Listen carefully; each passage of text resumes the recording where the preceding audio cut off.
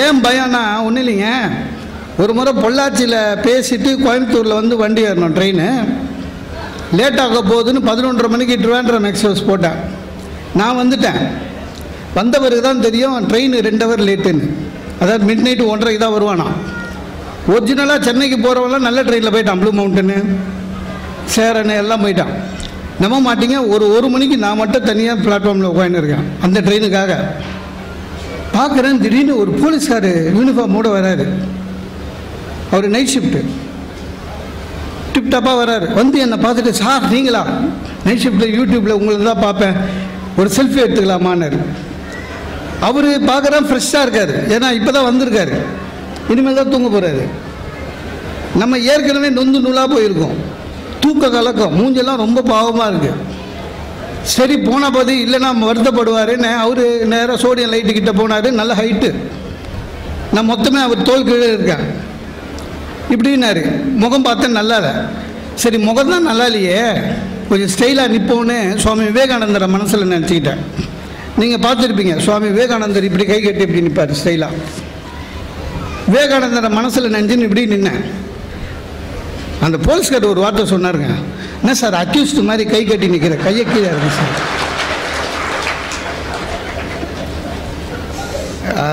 அதிலிருந்து செல்ஃபி எடுக்கும்போது கை கட்டுறதா நீட்டுறதா ஒரு டென்ஷன் ஏறினே இருக்கும். ரொம்ப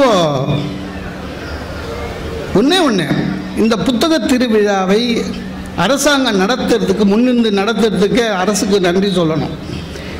ஏன்னா வாசிப்பு என்ற பழக்கத்தை மக்களிடையே கொண்டு செல்ல வேண்டும் என்ற நல்ல உள்ளத்திலே இதை அமைத்து கொடுத்திருக்கிறார்கள். நிறைய பேருங்க எல்லா புக் ஃபேர்லையும் பார்க்குறோம், ஆயிரக்கணக்கில் வராங்க போகிறாங்க, அவ்வளோதான்.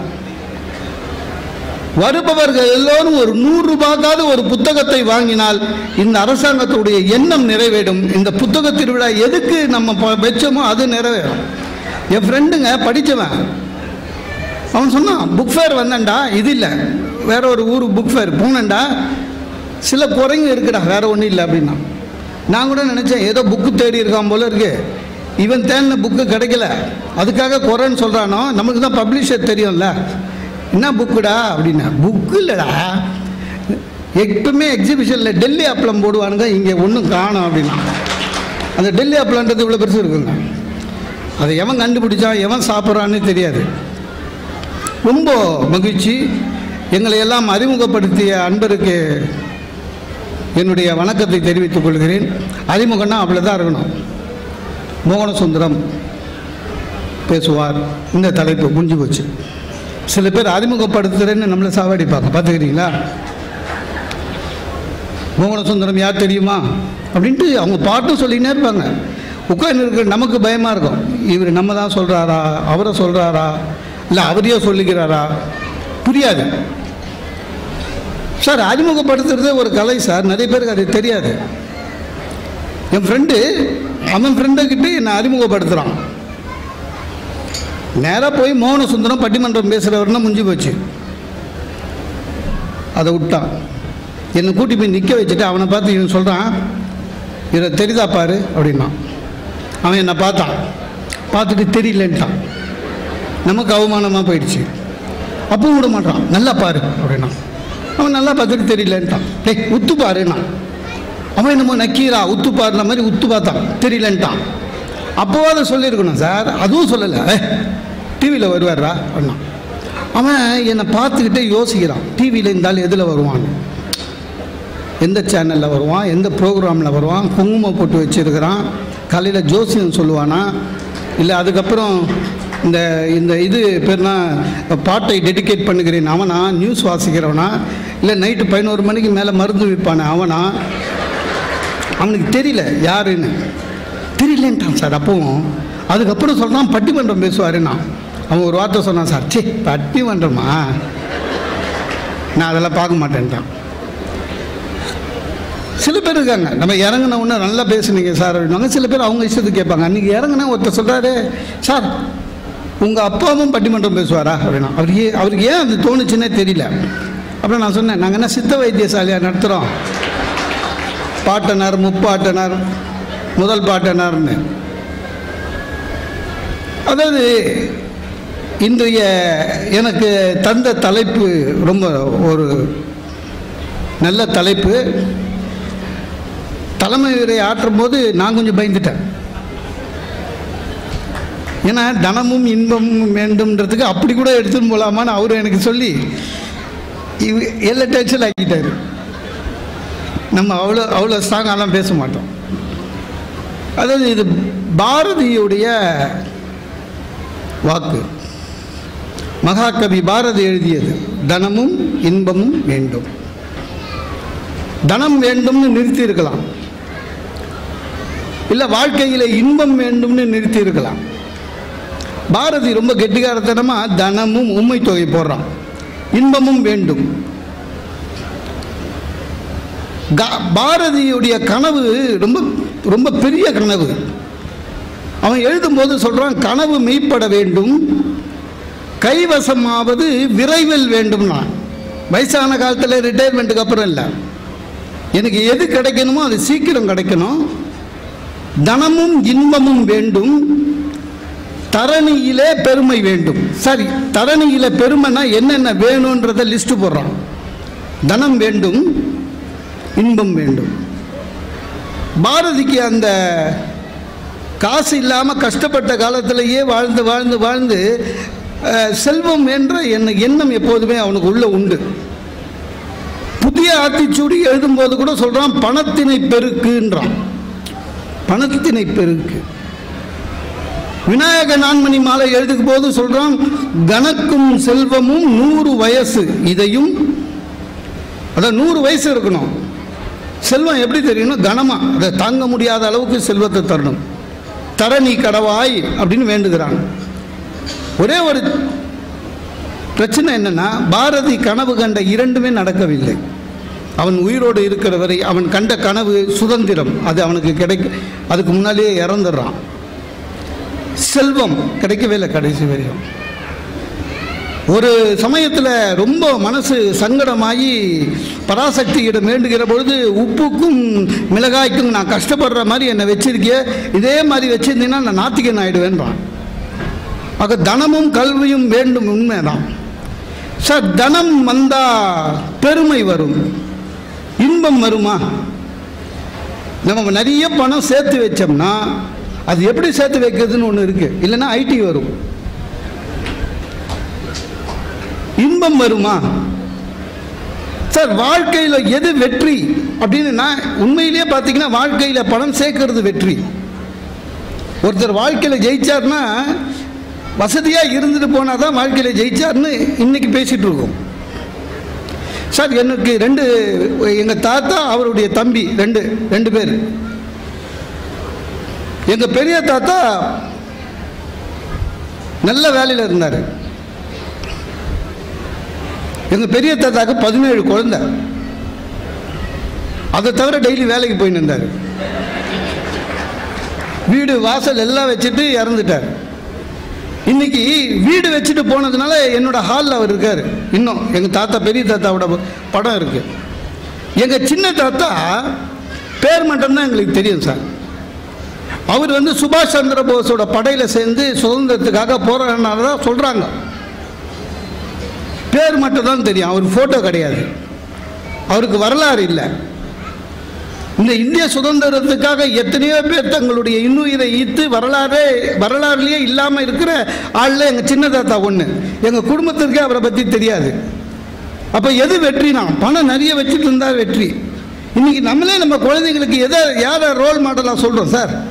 ஒரு 50 வருஷத்துக்கு முன்னால் யாரை சொல்லியிருந்தோம்? மகாத்மா காந்தி, ஜவஹர்லால் நேரு, வல்லபாய் பட்டேல்.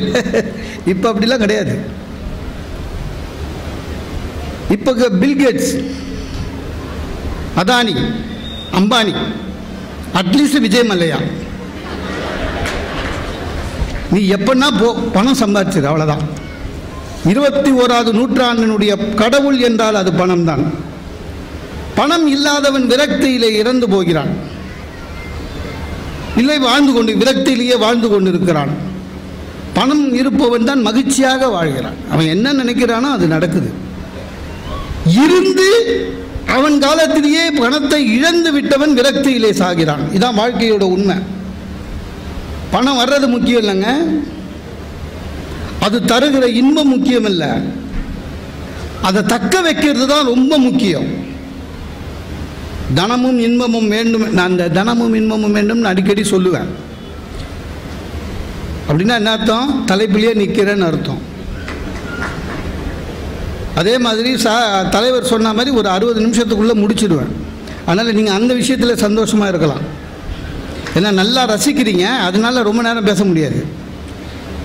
ஒரு பேச்சாளருக்கு எது மரியாதைன்னா ரசிக்கும் போதே நிறுத்திடணும். தெரியாத பேச்சாளர் மாட்டிப்பான். ஆமாங்க, ஒரு பேச்சாளர் 45 நிமிஷம் பேசினார், ஜனங்க கைத்தட்டி ரொம்ப ஆரவாரமாக இருந்தாங்க, குஷி ஆகிட்டார். நல்லா ரசிக்கிறாங்களேன்னு இன்னொரு 15 நிமிஷம், அடுத்து பேசுகிறவனை பற்றி கவலையே இல்லை, இன்னொரு 15 நிமிஷம் பேசினார், ஜனங்க பெருந்தன்மையாக கம்முன்னு இருந்தாங்க. இன்னொரு 15 நிமிஷம் பேசினார், டென்ஷன் ஆகிட்டாங்க. ஃபஸ்ட்டு ரோலேருந்து ஒருத்தர் நேராக வந்து பக்கத்தில் நின்னான். இன்னும் இங்கேயே வந்துட்டேன் அப்படின்னாரு. பேசுடா, பேசு, உன்னால் எவ்வளோ முடியுமோ பேசு. இல்லை அதுக்கு இல்லை, நீங்கள் ஏன் இங்கே வந்தீங்க? நீ போய் உட்காரு, நான் அரவர் பேசுகிறேன். ஏன்னா உட்காந்து பாடுறா, தெரியும் முதுவரி. ஆளாளுக்கு வந்து 45 நிமிஷம் போட்டு உயிர் எடுக்கிறேன். ஏதோ வந்த மரியாதைக்கு சீக்கிரம் முடிக்கிறது இல்லையான்னு. அது மாதிரி பணம் இருக்கணும். என்னோடய ஃப்ரெண்டுங்க, என் வாழ்க்கையில் பார்த்தது, என்னோடய ஃப்ரெண்டு இங்கே நல்லா படித்தான், ஐஐடி மெட்ராஸ் கோல்டு ரேங்க்கு, யூஎஸில் செட்டில் ஆனான், மிகப்பெரிய வேலை, லட்சக்கணக்கில் பணம். நான் அமெரிக்கா போகும்போது அவன் வீட்டுக்கு போந்து அசந்துட்டேன். கோட்டை மாதிரி ஒரு வீடு, செல்வ செழிப்பில் இருந்தான், எல்லாமே ஆட்டோமேட்டிக்.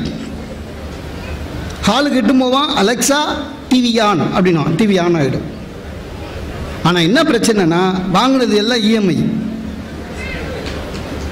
செல்வம் இருக்கு, இருக்கிற மாதிரி இருக்கு, அவ்வளோதான். கொரோனா வந்தது, வேலை போச்சு. நீங்கள் நம்ப மாட்டீர்கள், ஒரு 12 மாதத்துக்குள்ளேயே என்னுடைய நண்பன் சூசைட் பண்ணிக்கிட்டான், மொத்தமாக போச்சு. அப்போ தனம் வந்தால் இன்பம் வந்துடுமா? வராது. தனம் மட்டும் வந்தால் இன்பம் வராது. அந்த தனத்தை நாம் எப்படி காத்துக்கொள்கிறோம் என்பதிலே தான் இன்பம் வாழ்க்கையில் வரும் என்பதுதான் உண்மை. நிறைய பேர் அர்த்தமே தெரியாமல் பணத்துக்கு பின்னால் ஓடின்னு இருக்கான். சார் பணம் இருந்துட்டா போதும் சார், எது பற்றியும் கவலை இல்லை சார், அதானே இன்பமே வாழ்க்கையில். நான்லாம் நைட்டில் இப்போ டெய்லி பேப்பர் பார்க்கும்போது முதல்ல பார்க்கறது பெட்ரோல் விலை ஏறிச்சான்னு பார்ப்பேன். அப்புறம் கொஞ்சம் கொஞ்சமாக மனசு சுதாரிச்சிட்டேன். ஏன்னா டெய்லி குட்டி குட்டியாக ஹார்ட் அட்டாக் எதுக்குன்னு. இப்போல்லாம் படுக்க போகும்போதே நானே மனசுக்குள்ளே நினச்சிப்பேன், நாளைக்கு பெட்ரோல் விலை 2 ரூபாய் ஏறும் அப்படின்னு போத்தின்னு படுத்துருவேன். காலையில் எழுந்து பேப்பரை பார்ப்பேன், 1 ரூபா 5 பைசா ஏறி இருக்கும், அப்பா 85 பைசா லாபம் அப்படி. நமக்கு தெரிஞ்ச இன்பம் அவ்வளோதான். சார் கேஸ் விலை ஏறினே போகுது சார், ஜிஎம் கிட்ட போய் கேட்குறேன், சார் கேஸ் விலை ஏறினே போகுது சம்பளம் அப்படின்னா. நல்ல காலம் ஞாபகப்படுத்தினப்பா, கேன்டீனில் உப்புமா விலை இன்னிலேருந்து ஜாஸ்தி பண்ணலான்னு இருக்கிறோன்னாரு. எவ்வளோ சார்? நான் 60 ரூபா. 60 ரூபாய்க்கு அந்த உப்புமா சாப்பிட்றது நான் 2 சாப்பிடலாம் கேன்டீனில், 60 ரூபான்னாரு. சார் ஒரு சினிமா முன்னெல்லாம் சினிமாவுக்கு போக முடியலங்க, 120 ரூபா டிக்கெட்டு. அதுவும் மாலில் இருக்கிற சினிமா குடிக்கிற தண்ணி கூட அங்கே தான் வாங்கணும், பார்க்கிங்க்குன்னே தனி டிக்கெட்டு வாங்கலாம், ரொம்ப கஷ்டம். ஆக எல்லாவற்றுக்குமே பணம் என்பது தான் அடிப்படையாக இருக்குது. சரி, பணம் இருந்தால் என்ன ஆகும்னா, செல்வம் இருக்கிறவனுடைய நிலைமையே வேற.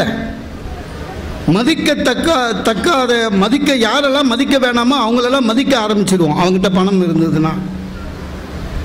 சார் செல்வம் இருக்கிறவன் ஓஷோ சொல்கிறாரு, உங்ககிட்ட பணம் மட்டும் இருந்துச்சுன்னா உன்னோட பிரச்சனை எதுன்னு நீயே செலக்ட் பண்ணிக்கலான்றாரு. பிரச்சனை வர்றதில்ல, என்ன பிரச்சனைன்றதை நீயே செலக்ட் பண்ணிக்கலான்னு. அந்த அளவுக்கு அற்புதமாக ஒரு வாழ்க்கையை வாழலாம் பணம் இருந்தால்.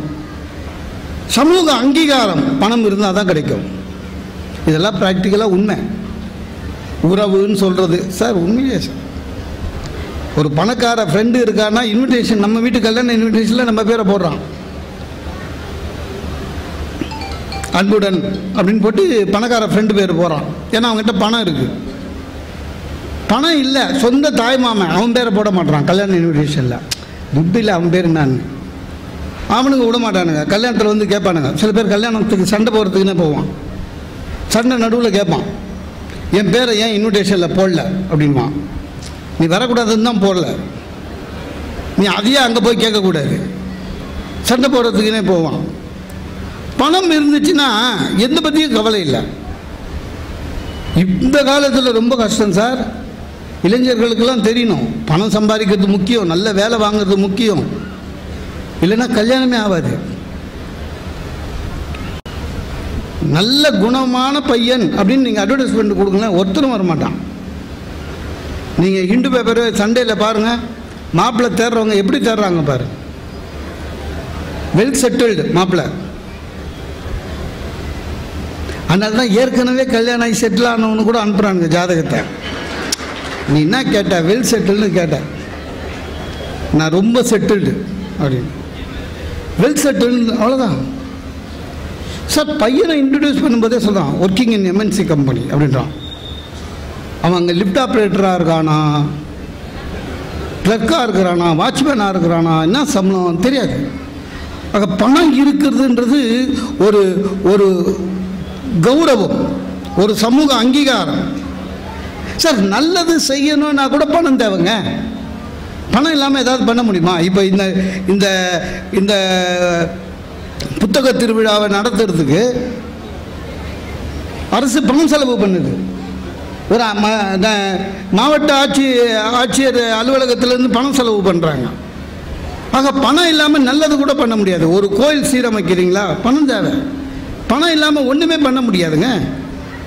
ஒன்று இன்றைக்கு மனிதனுடைய பிறப்பிலிருந்து இறப்பு வரை பணம் தேவை என்பதை ஞாபகத்தில் வைத்துக்கொள்ளுங்கள். சில பேர் சும்மா சொல்லுவாங்க, காசு இன்னைக்கு வரோம் சார், நாளைக்கு போவோம் சார், மனுஷன் முக்கியம் இல்லைன்னு. அதெல்லாம் ஒன்றும் இல்லை, காசு தான் முக்கியம். நீங்களே பழைய காலம் மாதிரி பேசின்னு இருக்க முடியாது சார். குழந்தை பிறக்கிறதுக்கு வராண்டாவில் உட்காந்துட்டு இருக்காரு அப்பா, அந்த ஆள் உள்ளேருந்து ஆயமாக வருது லேபர் வார்டிலேருந்து, உங்களுக்கு குழந்தை பிறந்துச்சு அப்படின்ட்டு. என்ன குழந்தைன்னு கேட்குறான், 200 ரூபா கொடுக்குது. அதாவது நமக்கு என்ன குழந்தை பிறந்துக்குதுன்னு நமக்கு தெரிஞ்சுக்கிறதுக்கு நம்ம 200 ரூபா தரணும். ஸ்கூலு பாருங்க, சென்னையிலலாம் ஒரு தெருவில் 2 ஸ்கூல் இருக்குது. அவங்களுக்குள்ள காம்படிஷன். ஒரு ஸ்கூல் போர்டில் இங்கே ஆயா வசதி உண்டுன்னு போட்டிருக்கான். அப்படின்னா நான் உங்கள் குழந்தைங்களை சேர்த்துட்டிங்கன்னா ஆயாவை வச்சு நாங்கள் பார்த்துப்போம், இங்கே ஆயா வசதி உண்டுன்னு. இன்னொரு ஸ்கூலில் என்ன பண்ணிட்டான், இதை பார்த்துட்டு இங்கே ஆயாவுக்கும் வசதி உண்டுன்னு போட்டான். அப்படின்னா என்ன அர்த்தம்? ஆயாக்களையே நாங்கள் நல்லா பார்த்துக்குறோம், உங்கள் குழந்தைங்களை பார்த்துக்க மாட்டோமான்னு. பயங்கர காம்படிஷன். குழந்தைங்கள்கிட்ட போய் சேர்க்கும்போது தான் தெரியுது. 75,000 ரூபா எல்லாம் முடிஞ்சு பணத்தை கட்டி எல்கேஜிக்கு கட்டி முடித்த உடனே சொல்கிறாங்க, யோகா எது 3 வயசு 2.5 வயசு குழந்தைக்கு யோகா, ஸ்விம்மிங், கராட்டே எல்லாம் நாங்கள் சொல்லி தருவோன்னு. நம்ம வயசு சும்மா இருக்காதுல்ல. அப்போ பாடம் அது நீ சொல்லிக் கொடு. அதுக்கு தான் நான் படித்த பெற்றோர்களாக நாங்கள் எடுக்கிறோம். பணம் தேவைங்க. குழந்தைங்களை வளர்க்குறதுக்கு குழந்தைங்க என்ன பேசுறது? பையன் வேணாம், டூருக்கு போனால் காசு கொடுடா, உன் மேலே அன்பாக இருக்காண்டா அப்பானா, அதெல்லாம் ஒன்றும் வேணாம், நீ காசை கொடுன்றான். காசு இல்லைன்னா சார் அன்பு எதுன்னு தெரியறதுக்கே இப்போ பேசிக் பணம் ஆயிடுச்சுங்க. வீட்டில் ஒய்ஃபு திடீர்னு வந்து சொல்கிறா, வர வர முன்ன மாதிரி நீங்கள் அன்பாகவே இல்லைன்றா. பயந்துட்டேன். சில வாட்டி கண்டுபிடிச்சிடுவாங்க சார், மூஞ்சி பார்த்து. என்னம்மான்னு இல்லை, அந்த நெக்லஸ் எவ்வளோ நாள் கேட்டுருந்தேன்னா. அப்போ அன்புன்றது நெக்லஸ் ஆகிடுச்சு. அப்போ பணம் உண்மை தேவை, கண்டிப்பாக தேவை, பணம் தேவை. பணம் இல்லாமல் ஒன்றும் பண்ணவே முடியாது, இதுதான் உண்மை சார். மாமனார் வீட்டுக்கு போகிறதா இருந்தால் கூட பணம் ஒருத்தர் வசதியாக இருக்கணுங்க. எனக்கு சகல ஒரு ஆள் இருக்குது, என் ஒய்ஃபோட தம்பி தங்கச்சி. எனக்கு அப்புறம் 3 வருஷம் கழிச்சு கல்யாணம் ஆச்சு. அந்த துபாயில் வேலை செய்கிறாரு, என்ன கோபிரதர் சகல. அவன் என்ன வேலை செய்கிறான்னு தெரியல, பில்டிங் கான்ட்ராக்டர்னு சொல்லியிருக்கான். நம்ம வடிவேல் கணக்காக தான் இருப்பான், பார்த்தா அப்படி தான் தெரியுது. எங்கள் மாமனாருக்கு ஆம்பளை வாரிசு கிடையாது, 2 பொண்ணு பண்ணுறது தான். நான் உள்ளூரில் இருக்கிறதுனால வாரம் போய் ஸ்வீட்டு காரம் வாங்கி கொடுத்துட்டு பார்த்துட்டு வருவேன். உள்ளூரில் இருக்கிறதுனால மாமனார் மாமியார் வயசாகிடுச்சேன்னு நம்மளுக்கு வெறும் காப்பி கொடுத்து அனுப்பிச்சிடுவாங்க. இவன் என்றைக்கோ வருஷத்துக்கு ஒரு வாட்டி வருவான் சார். நான் மரியாதைன்றீங்க. அவன் என்ன சம்பளம் சொன்னான்னு தெரியல. இவங்க போயும் பார்க்க போகிறதில்ல. அன்றைக்கி போகிறேன், சகலை வந்திருக்காரு. எங்கள் மாமியார் எங்கிட்ட வந்துங்க காசை கொடுத்து ஓடி போய் இட்லி மாவு பேக்கெட் வாங்கினாப்பான்னு. என் ஒய்ஃபை பார்த்தேன், என்ன நானும் மாப்பிள்ளை தானேன்னு. அதுக்கு எங்கள் மாமியார் சொல்கிறாரு, அவர் வராதவர் வந்துருக்காரு, இவர் வார வாரம் வர்றவர். என்ன இருந்தாலும் நமக்கு மரியாதை அவ்வளோதான்.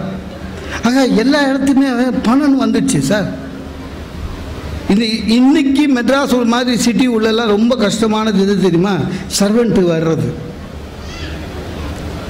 சம்பளம் அவங்க தான் ஃபிக்ஸ் பண்ணுவாங்க, நீங்கள் ஃபிக்ஸ் பண்ண முடியாது.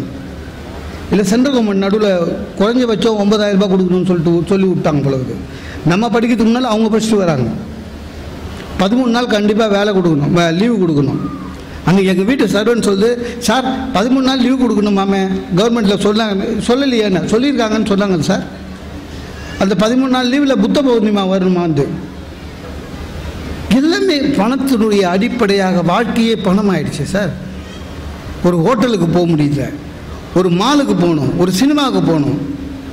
தண்ணி நம்ம காசு கொடுத்து வாங்க ஆரம்பிச்சிட்டோம். ஞாபகம் வச்சுக்கோங்க. ஒரு காலத்தில் தெரியுமா, ஊருக்கு போகிறவங்களாம் கூஜா எடுத்துன்னு போவான் தெரியுமா தண்ணியே. அதுக்கு பேர் ரயில் கூஜான்னு பேர். எந்த ஸ்டேஷனில் வந்தாலும் இறங்கி தண்ணி பிடிச்சிக்கலாம். நிறைய பேர் அதை வச்சே படம் எடுப்பான். அண்ணன் தம்பி இறங்குவான், தொலைஞ்சு போயிடுவான். அப்படிலாம் பணம் முக்கியம். எல்லாத்துக்குமே வாழ்க்கையில் பணம் முக்கியம். ஒரு பண்டிகை கொண்டாடணுமா, இப்போ அது பணம் இல்லாமல் ஒன்றுமே பண்ண முடியாதுங்க. ஒரு ஒரு ஒரு கம்பெனியில் வேலை செய்கிறவனுக்கு தான் அந்த கஷ்டம் தெரியும். துணிக்கடைக்காரன் ஒரு சின்ன பண்டிகை வந்தாலும் சரி, அது அது அந்த தள்ளுபடி இந்த தள்ளுபடி, ஒன்று வாங்கினா ஒன்று ஃப்ரீ எல்லாம். அன்றைக்கி ஸ்கூட்டரில் போயின்னே இருக்கேன், என் ஒய்ஃப் ஏதோ ஒரு இதை பார்த்துட்டு ஒன்று வாங்கினா ஒன்று ஃப்ரீ, அங்கே அந்த கடைக்கு போகலான்னா. நான் சொன்னேன், ஒன்று வாங்கினா ஒன்று ஃப்ரீன்னு உங்கள் அப்பா சொன்னால் பரவாயில்ல, அண்ணாச்சி சொல்லி நான் என்ன பண்ணுறது, செலவு தான் விடு அப்படின்னு. எதுவாக இருந்தாலும் சரி பணம் முக்கியம். தனம் வேண்டும் வாழ்க்கையில். ஒரு பண்டிகை கொண்டாட வேண்டும் சார். பணம் இருந்து விட்டால் உங்கள் முகத்தை மாற்றிக்கொள்ளலாம், அப்படி தானே? பிளாஸ்டிக் சர்ஜரி வந்துடுச்சு. இன்றைக்கி சென்னையில் பாருங்கள், தடிக்கு விழுந்தால் பியூட்டி பார்லர், முகத்தை அழகுபடுத்திக்கிறாங்க பணம் கொடுத்து. அங்கே போய் பாருங்கள், வெளியே வர்றதில் யார் நம்ம ஒய்ஃப்னே தெரியல, எல்லாம் செவப்பாக வருது. அவங்களே அடையாளம் கண்டுபிடிச்சி வந்தால் தான் உண்டு. ஆனால் வந்துடுறாங்க, காசு நம்ம தானே தரோம், வந்துடுவாங்க.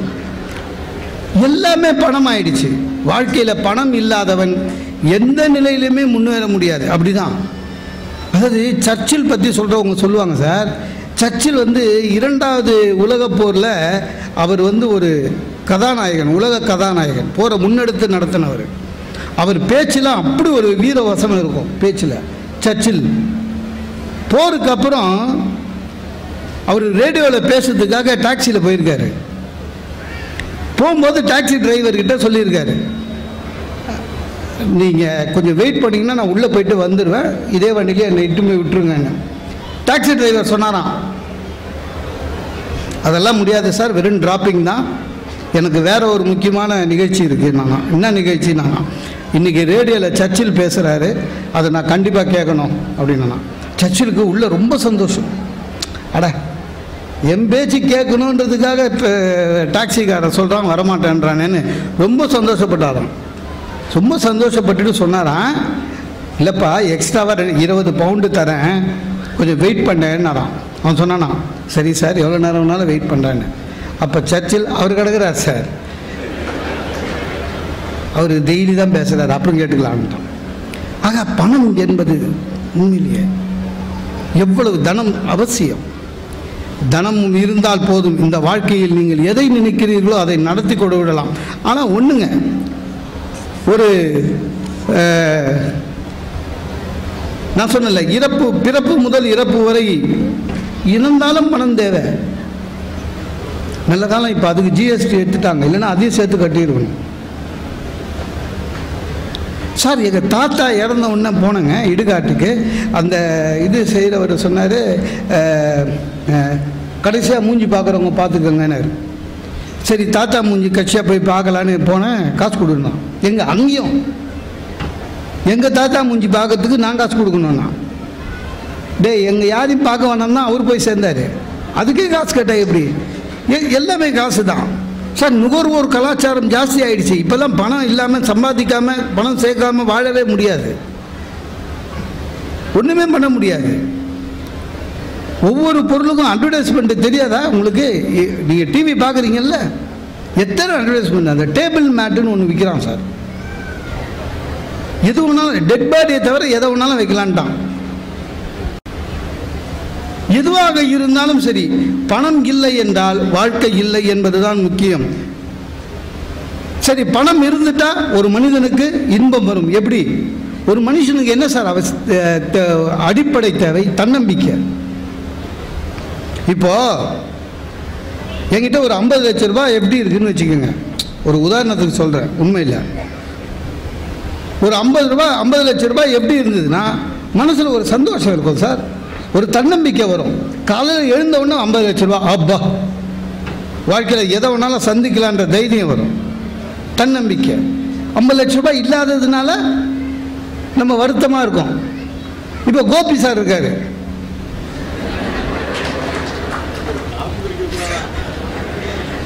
$50 லட்ச ரூபாய் ஃபிக்ஸட் டெபாசிட் இருக்கு. இது உதாரணம் இல்லைங்க, உண்மை. அவர் எப்பவும் பாருங்க ஒரு தன்னம்பிக்கையோடு இருப்பார். ஏன்? பின்னால் 50 லட்ச ரூபாய் டெபாசிட் இருக்கு. இல்லை, எதுவாக இருந்தாலும் சார் ஒன்றும் இல்லைங்க. கோயிலுக்கு போகிறோம், ஒரு காலத்தில் கோயிலுக்கு பக்தியாக தானே போனோம். இப்போ காசு எடுக்காமல் போங்களாம் பார்க்கலாம் கோயிலுக்கு, ஒன்றுமே பண்ண முடியாது சார். 40-50 வருஷத்துக்கு முன்னால் சிறப்பு தரிசனமே கிடையாது சார். அப்படின்னா என்னன்னே தெரியாது, சிறப்பு தரிசனம்னா என்னன்னே தெரியாது. போவோம், சாமி கும்பிடுவோம், வந்துடுவோம். சிறப்பு தரிசனம் எப்படி உண்டாச்சு? நம்மளால தான் உண்டாச்சு. என்ன, நிறைய பேர் பாருங்க கோயிலுக்கு போகும்போது சாமி கும்பிட போகிறோமே கொஞ்சம் அமைதியாக போயிட்டு அமைதியாக வருவோம், அந்த குணமே கிடையாது. அவ்வளோ அர்ஜென்ட்டு காமிப்பான் கோயிலுக்கு போகிறதுலையே, ஏதோ கடனேன்னு போகிறது. சில கோயிலுக்கு போகிறதுக்கே பயமாக இருக்குங்க. அன்றைக்கி நான் மீட்டிங்கில் அதனால டெய்லி கோயிலுக்கு போவேன். அன்றைக்கி என் ஃப்ரெண்டு பார்த்துட்டு, என்ன டெய்லி கோயிலுக்கு வர ஏதாவது பிரச்சனையா அப்படின்னா. அப்படின்னா எத்தனை பிரச்சனைனா தான் கோயிலுக்கு போகிறதுன்னு முடிவாயிடுச்சு. என்ன பிரச்சனையான்னா, இல்லையேன்னு, டெய்லிக்கெல்லாம் கோயிலுக்கு வராத அப்படின்னா. ஏன்டா அப்படின்னா, இல்லை இப்போல்லாம் சிசிடிவி வச்சுட்டாங்கண்ணா. நான் சொல்லி சிசிடிவி வச்சாங்கன்னா நான் ஏன் கோயிலுக்கு வர விட? அப்படி இல்லைடா, திடீர்னு ஏதாவது கோயிலில் காணாத போச்சு வச்சுக்கியா, சிசிடிவியில் பார்ப்பாங்க, நீ டெய்லி வர்றது தெரிஞ்சுதான் என் கோயிலுக்கு கூப்பிடுவாங்கண்ணா. சார் கோயிலில் சிறப்பு தரிசனம் எப்படி வந்தது? நம்ம ஆளுங்கள தான், பணம் தான், ஒன்றும் இல்லை. நேராக போய் க்யூவில் நிற்கிறதுக்கு கஷ்டப்பட்டு ஒரு 50 ரூபாவை எடுத்து நிறுத்தி அந்த ஐயர் எதிர்க்க சாமி சாமி சாமி சாமின்னா அவன் வாங்கோ நமக்கு எடுத்தோம். அப்புறம் யார் காசு கொடுத்தாலும் வாங்கோ. அப்போ கவர்மெண்ட் என்ன பண்ணிச்சு, இந்த வாங்கவே வேணாம், நீ 50 ரூபா இது கவர்மெண்ட் கட்டிட்டு உள்ளே போகணுச்சு. சார் உண்மையே சார். நான் அன்றைக்கி கோயிலுக்கு போனேன், பக்கத்தில் ஒரு ரொம்ப பணக்காரங்க வந்தாங்க. நான் 10 ரூபா போட்டேன், நம்மளால் அவ்வளோதான் முடியும். அதனால தட்டில் டப்புன்னு 500 ரூபா போட்டார். அந்த உள்ளே போயிட்டு குருக்கள் வந்து ஜடாரி அவருக்கு வைக்கும் போதுங்க பெருமாளுக்கே வைக்கிற மாதிரி வைக்கிறார். 500 ரூபா போட்டார். எனக்கு தொங்குன்னு தட்டிட்டு போயிட்டார். இந்த 8ஆம் கிளாஸில் வாத்தியார்கிட்ட வாங்கின குட்டு மாதிரி. பணம் மனிதனை தெய்வமாக்கும். ஒன்றும் இல்லை, கணவன் மனைவி அன்பு அக்கறை எல்லாம் இருக்கு. அன்பு தான் அடிப்படை வாழ்க்கையில், அதெல்லாம் இல்லை பணம். சார் ஒய்ஃப் வேணான்னு சொன்னாலும் சரி, ஹஸ்பண்ட் வேணாலும் சரி போகிறாங்க சார். விவாகரத்துன்னு ஆயிடுச்சு, ஹஸ்பண்டே வேணான்னு ஆயிடுச்சு. ஆனாலும் ஜீவனாம்சம் கேட்குறாங்க பாருங்க, பணம். அதாவது நமக்கு சுதந்திரம் 1947 வந்ததுங்க. 1950 இந்தியா குடியரசு நாடாச்சு, சரியா? இப்போ கொஞ்சம் வருஷத்துக்கு முன்னால் திடீர்னு கவர்மெண்ட்டில் ஒரு ஜீவோ போட்டான். என்னென்னா, கணவனாக இருந்தாலும் மனைவியை துன்புறுத்தினால் வன்கொடுமை, அதனால் கேஸ் கொடுக்கலாம் ஒய்ஃபுங்கன்னு ஒரு ஜீவோ வந்ததுங்க. நம்ப மாட்டீங்க, தமிழ்நாட்டில் மட்டும் அடுத்த நாளே 3000 லேடிஸு க்யூவில் நின்று மனு கொடுத்துட்டு போனாங்க.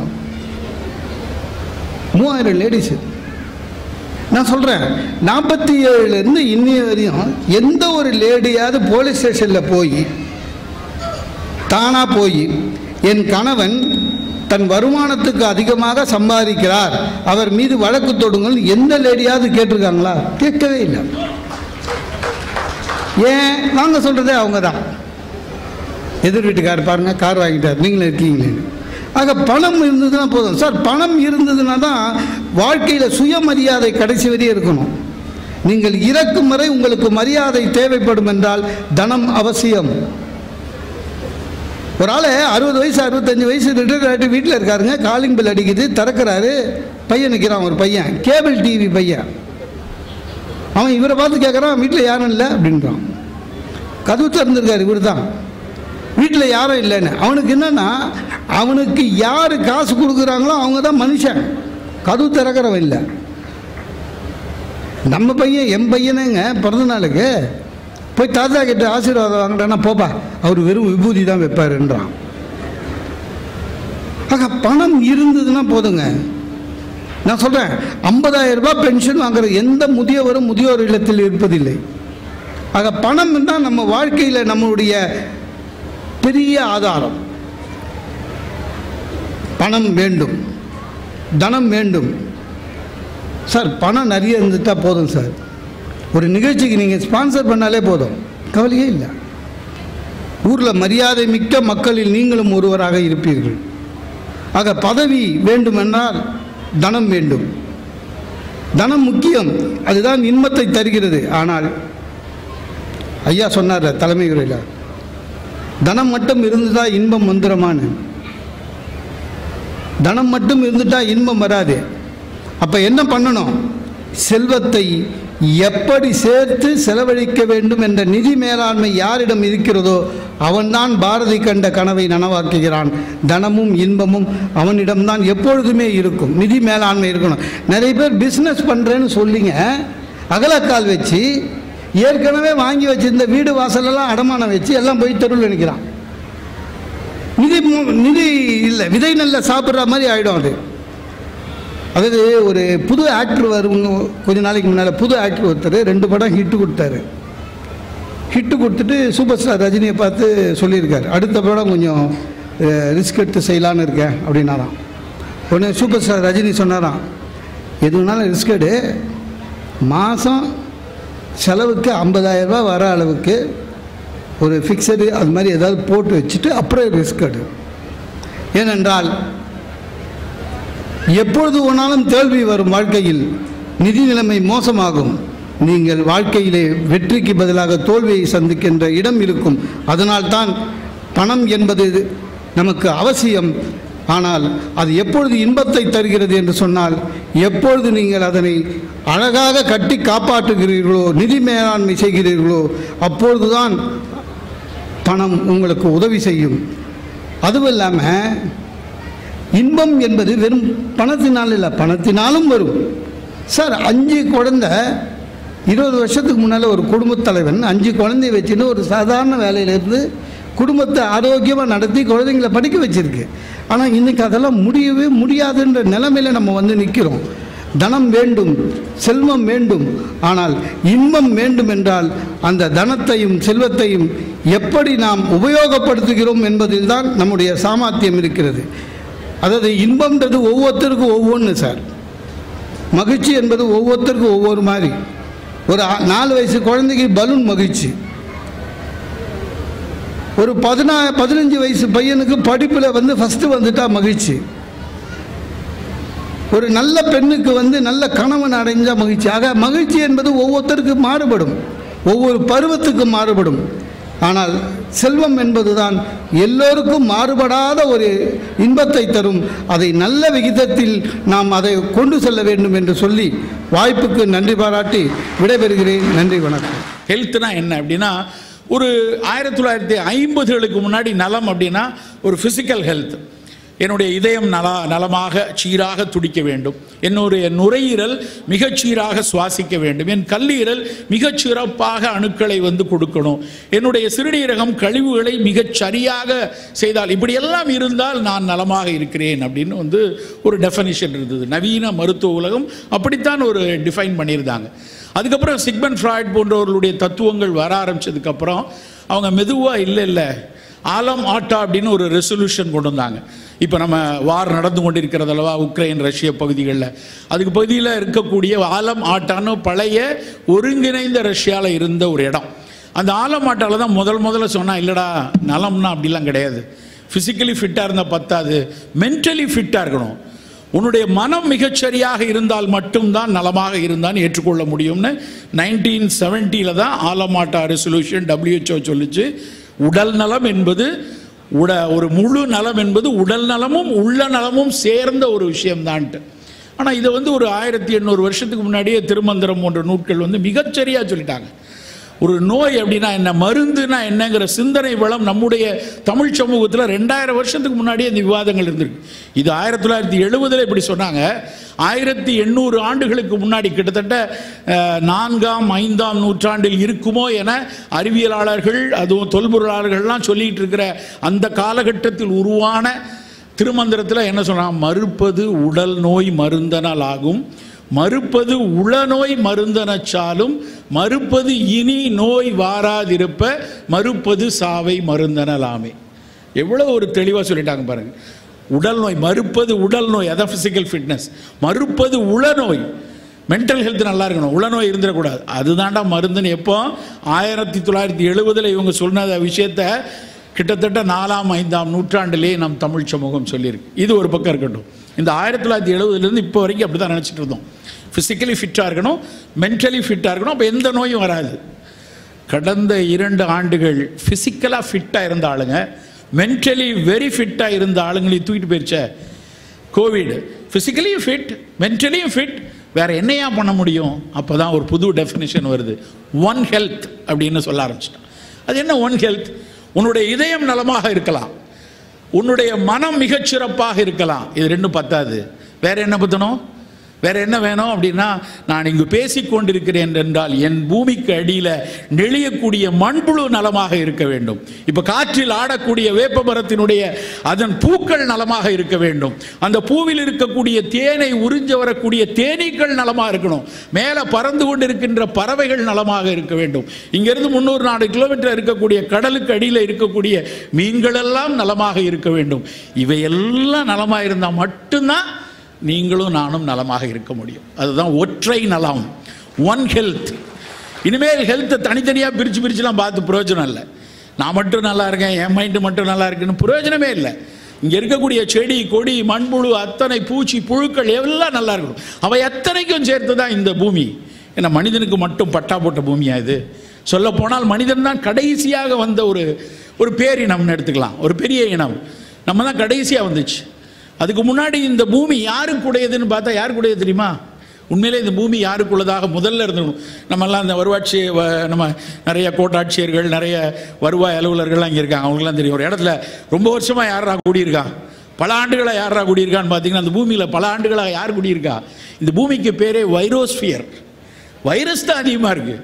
அப்போ கோவிட் தான் அந்த கூட்டம் தான் அவங்களுக்கான பூமி தான். நாம் விருந்தாளி, நாமஸுக்கு ரொம்ப கடைசியாக லாஸ்ட்டாக எவ்வளோ கொஞ்சம் போனால் ஒரு 2 மில்லியன் 1.5 மில்லியன் இந்த மொத்த பூமியுடைய வருஷம்னு கேட்டு பார்த்தா கிட்டத்தட்ட 5.5 பில்லியன் ஆண்டுகள்ங்கிறான். ஒரு பில்லியன்கிறது எவ்வளோன்னு யோசிச்சு பாருங்க. 100 மில்லியன், அப்போ 5.5 பில்லியன் வருஷத்தில் நம்ம இத்தினோண்டு 1.5 மில்லியன் வருஷம் தான் உட்காந்துருக்கோம். ஒரு 50 வருஷம் எடுத்தோம்னா அந்த 50 வருஷத்தில் ஒரு 2.25 மாதம் நம்ம வந்த மாதிரி. அப்போ அப்படி கொஞ்சோண்டு இப்போ வந்த பூமி, இப்போ வந்த மக்கள் இந்த பூமியில். அப்போ இவ்வளவு நாளாக இருந்த அத்தனை இனங்களையும் அழித்து அத்தனை இனங்களுக்கும் கேடு செய்து அவற்றையெல்லாம் அழிக்கிறது எந்த விதத்தில் நியாயம்? அதனால தான் அவை திருப்பி அடிக்க ஆரம்பிக்குது.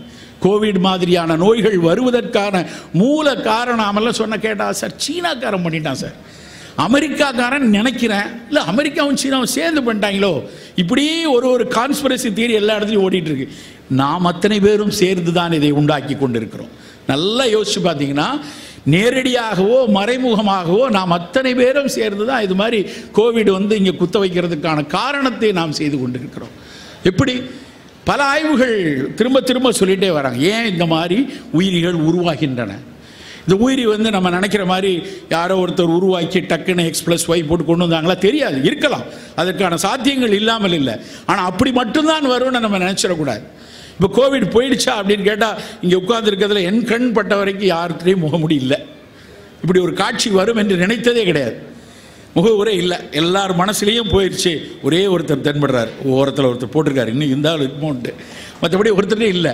ஆனால் யாருக்கு இனிமேல் வருமா அப்படின்னு கேட்டு இங்கே இருக்க படித்த நபர்கிட்ட கோவிட் போயிடுச்சா அப்படின்னு கேட்டால் போயிடுச்சுன்னு தான் நினைக்கிறேன், போயிடும்னு நினைக்கிறேன் அப்படிங்கிற பதில் தான் வருமே ஒழிய முழுமையாக அந்த கரோனா வைரஸ் போயிடுச்சான்னு தெரியாது. உலக சுகாதார நிறுவனம் சமீபத்தில் ஒரு சொற்றொடர் சொல்லியிருக்காங்க. என்ன சொல்லியிருக்காங்க தெரியுமா? கோவிடோடு வாழ பழகி கொள்ளுங்கள். இதைத்தான் நாங்கள் ரொம்ப நாள் சொல்லிட்டு இருந்தோம். இப்போ தான் முதல்ல சொல்கிறாங்க, அதோடு வாழ பழகிக்குங்க. சரி, அடுத்த கேள்வி, இனிமேல் இப்படியான வைரஸ்கள் வருவதற்கான சாத்தியம் இருக்கா? இருக்குது. எத்தனை வைரஸ் வரலாம்? கோவிடுக்கு பக்கத்தில் எத்தனை வைரஸ் வரலாம்? ஒரு 10 வைரஸ் வந்துருமா? இன்னும் புதுசாக ஒரு 5-6 வைரஸ் வர்றதுக்கு வாய்ப்பு இருக்கா அப்படின்னு கேட்டால் அதெல்லாம் இல்லைங்க, ஒரு சின்ன நம்பர் தான் அப்படின்னு IPCC அப்படின்னு ஒரு அமைப்பு, international program for climate change, அவங்க வந்து சொல்லியிருக்காங்க. எத்தனை வைரஸ் தெரியுமா? நம்ம நினச்சே பார்க்க முடியாது. 6,30,000 வைரஸ் இது மாதிரி வரலாமா? என்னங்க செய்யுது? ஒரு வைரஸுக்கே நம்ம தலையில் நின்று தண்ணி குடிச்சிட்டோம். 6,30,000 வைரஸ்கள் இதே போல் மனிதனின் நுரையீரலை தாக்க ஆக்சிஜனுக்காக ஓட வைப்பதற்கான அத்தனை சாத்தியங்களையும் கொண்டிருக்கு அப்படிங்க. எப்படி எண்ணி பார்த்தாங்க? சாத்தியங்களை அவர்கள் கணக்கிட்டு இருக்கிறாங்க. எப்படி கணக்கிட்டு இருக்காங்க? இந்த வைரஸ்லாம் பல மில்லியன் வருஷத்துக்கு முன்னாடி இருக்கு இல்லையா? இவையெல்லாம் எங்கே இருக்குது அப்படின்னு பார்த்தா பனிப்பாறைகளினுடைய இடுக்குகளில் இருக்குது. இந்த பனிப்பாறைகளில் இடுக்குகளுக்குள்ள ஹைபர்னேட் ஆகிருக்கு, அப்படியே உறைந்து கிடக்கிறது, மரணிக்கலை. எப்பொழுது இந்த பனிப்பாறைகள் விலகிறதோ, எப்பொழுது அதற்கான அது உயிர் வெளியே போவதற்கான தகவமைப்புகள் கிடைக்கிறதோ அப்போ வெளியே போயிடும். அதுக்கு என்ன சாத்தியம்? ஆமாம், அண்டார்டிகாவுக்கு போகிறாங்க, கப்பலில் போகிறாங்க. அவன் சொல்கிறான் 176 சதுர கிலோமீட்டர் அளவு, 176 சதுர கிலோமீட்டர் கணக்கு பார்த்துக்கோங்க, ஒரு 10-12 டிஸ்ட்ரிக்ட் சேர்ந்துருக்கீங்க. அத்தனை சதுர கிலோமீட்டர் அளவுள்ள ஒரு பனிப்பாறை புஷ்ஷுன்னு உரியிடுச்சு, தண்ணியாக மாறிடுச்சு. அப்போ அந்த பனிப்பாறைக்கு உள்ளே இருந்த அத்தனை வைரஸும் கடல் மேல் பரப்பிலேயோ இல்லை பக்கத்துலேயோ வெளியே போயிருக்கும். திபத்துக்கு மேலே, திபத்து இருக்கு இல்லையா, அந்த திபத்து மேலே பல மில்லியன் வருஷம் உறைந்து இருக்கிற பனிப்பாறைகள், பல விஷயங்கள் அப்படியே உடைஞ்சு விழுந்து கொண்டே இருக்கிறது. அந்த பனிப்பாறைகள் உருகும் போதெல்லாம் அங்கேருந்தெல்லாம் அவங்க போகிற ஆராய்ச்சியாளர்கள் எடுத்துகிட்டு வராங்க, அதுக்குள்ளேயெல்லாம் வைரஸ் இருக்குது. இந்த வைரஸ்கள் நம்மை தாக்குவதற்கான அத்தனை வலிமையும் வைத்திருக்கிறது அப்படிங்கிறாங்க. சார் என்னதான் செய்கிறது? ரைட்டு, இப்படிலாம் சொல்கிறீங்களே, ஊரை விட்டு இந்த விட்டு போகும்போது எல்லாரையும் ஒரு வயிற்றை கலக்கி விட்டு போகலான்னு போகிறீங்களா அப்படின்னு உங்களுக்கு தோணலாம். உண்மையில் நாம் வந்து ஒவ்வொன்றுக்கும் வேக்சின் கண்டுபிடிச்சிட்டு, இல்லைன்னா குழந்தை பிறந்த உடனே அங்கேயே டெலிவரி பார்த்த அடுத்த கணத்தில் உள்ளே இருக்க 1.5 லிட்டர் ரத்தத்தையும் உறிஞ்சிட்டு கொஞ்சம் நல்ல வேக்சினாக ஏற்றி விடக்கூடிய ஒரு சூழல் வந்துருமா? தெரியாது. அப்படி கூட யோசிச்சுட்டு இருப்பாங்க. அப்படியெல்லாம் முடியுமா? சாத்தியமா? எத்தனை வைரஸுக்கு நம்ம அப்படி கண்டுபிடிக்க முடியும்? நாம் செய்ய வேண்டியது எல்லாம் என்னென்னா, எது வந்தாலும் அதை என்னை தாக்காதபடி, எப்படியான வைரஸ்கள் வந்தாலும் அது நீயே இருந்துக்கோ, இந்த பூமியில் உனக்கு இடம் இருக்குது, நீயும் சந்தோஷமாக இரு, நானும் சந்தோஷமாக தெரிகிறேன் அப்படிங்கிற ஒரு இணக்கமான சூழ்நிலைக்கு நலம் நம்மை நகர்த்த வேண்டும் நண்பர்களே. அப்படி நகர்த்தணும்னா என்ன செய்யணும்? அதற்குத்தான் இன்றைய உரை. 2 விஷயங்களை ரொம்ப முக்கியமாக பார்க்க சொல்லியிருக்காங்க. அந்த 2 விஷயங்களை ஒட்டியே நம்ம பேச்சு இருக்கலாம். முதல் விஷயம், இந்த தொற்று நோய்களினுடைய பிடியிலிருந்து நம்முடைய எதிர்ப்பாற்றலை எப்படி சரியாக வைத்துக்கொள்வோம், இது ஒன்று. 2வது, தொற்று நோய் 2 வருஷமாக பேசிகிட்டு இருக்கிறோம். இதுக்கு முன்னாடியும் சரி, கோவிடை மட்டும் ஓரந்தள்ளிட்டும் சரி, எங்கே மிகப்பெரிய ஒரு நலச்சிக்கல்கள் உருவாகின்றனன்னு பார்த்தீங்கன்னா தொற்றாத வாழ்வியல் நோய்களில் தான். இன்றைக்கும் இப்பொழுது எடுத்தால், இன்னைக்கு தினம் எடுத்தால் கூட 74% மரணங்கள் தொற்றாத வாழ்வியல் நோயில் தான் நடக்கு. அது என்ன சார் தொற்றாத வாழ்வியல் நோய்கள்? சக்கரை வியாதி, இரத்த கொதிப்பு, புற்றுநோய், மாரடைப்பு, நாள்பட்ட நுரையீரல் நோய்கள், உளவியல் நோய்கள், இவை எல்லாத்தினால தான் மரணம் மிகப்பெரிய அளவு நடந்து கொண்டிருக்கு. எவ்வளவு? 74%. உலகம் முழுக்க வேர்ல்டு ஹெல்த் ஆர்கனைசேஷன் சொல்கிற டேட்டா என்னென்னா 74% of death attributed due to the non communicable diseases. அப்போ எவ்வளவு கவனமாக இருக்கணும் சார்? நான் கம்யூனிகபிள் டிசீஸ் என்ன சார் பண்ண போகுது?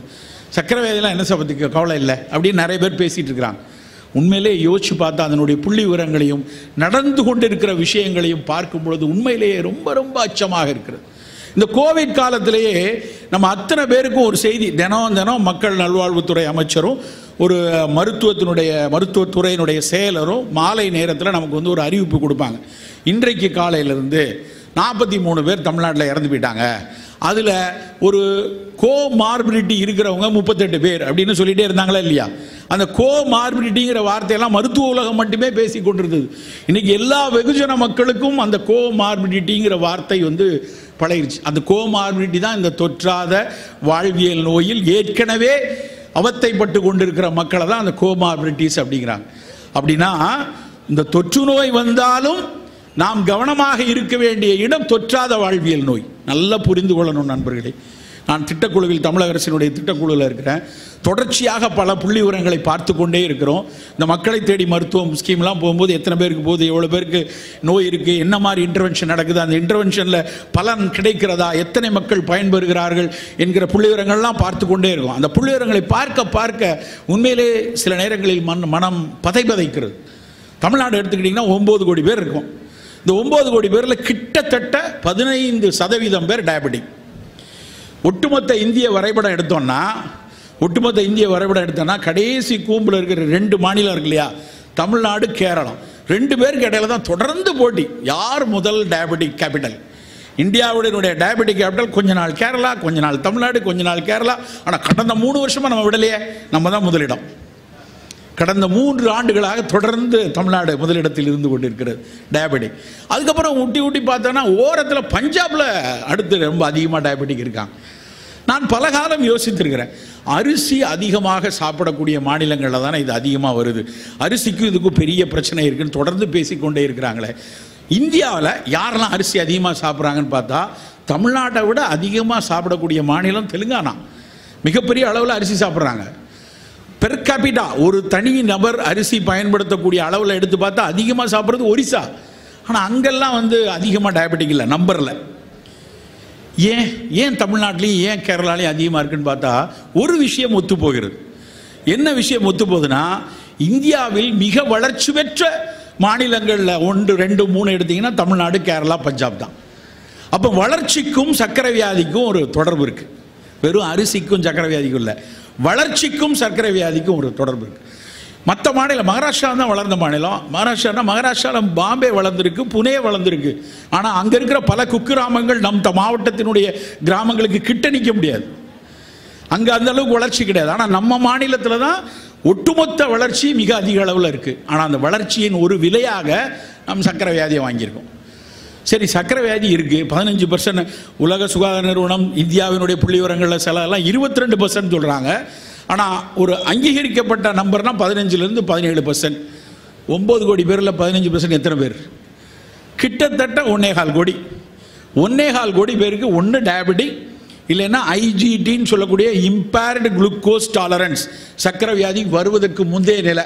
வந்துருமா வராதான் தெரியாது, ஆனால் கிட்டத்தட்ட வந்தாச்சு. ஏர்லி டயபெட்டிக்னு சொல்லலாம். அது மட்டும் 1.25 கோடி பேர். இந்த 1.25 கோடி பேரில் எத்தனை பேர் கட்டுப்பாட்டில் இந்த சர்க்கரையை வச்சுருக்காங்க? பல அமெரிக்காவில் சர்க்கரை கூட தான், யூரோப்பில் பல நாடுகளில் சர்க்கரை கூட தான். ஆனால் அங்கே என்ன கட்டுப்பாடு இருக்குது, நம்ம ஊரில் என்ன கட்டுப்பாடு இருக்குன்னா வேதனையாக இருக்கிறது நண்பர்களே. 10.3% மக்கள் மட்டும்தான் சர்க்கரை வியாதியை கட்டுப்பாட்டில் வச்சுருக்காங்க. 1 கோடி பேரில் 10 லட்சம் பேருக்கு தான் சர்க்கரை கட்டுப்பாட்டில் ஒரு 6.5 HbA1c இருக்குது. மீதி 90 லட்சம் பேர் சர்க்கரை கட்டுப்பாட்டில் இல்லை. பல பேருக்கு என்ன பதில் தான், சார் சர்க்கரைன்னு வியாதியே கிடையாது சார், இவனெல்லாம் சேர்ந்து ஏமாற்றிக்கிட்டே இருக்காங்க, அதெல்லாம் மாத்திரை விற்கிறதுக்காக நம்பரை கூட்டி குறைச்சி போட்டுட்ருக்காங்க, அப்படிலாம் ஒன்றும் கிடையாதுன்னு ஒரு குரூப் சொல்லிக்கிட்டே இருக்கு.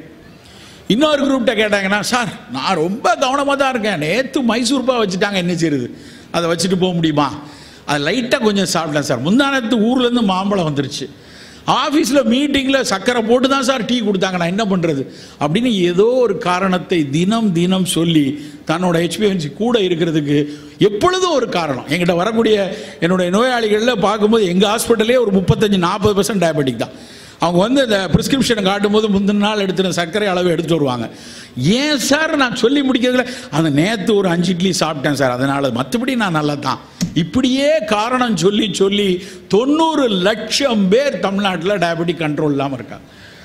சரி, இதனோட விளைவு என்ன? 90 லட்சம் பேர் இப்படி இருக்காங்கன்னா என்ன விளைவு?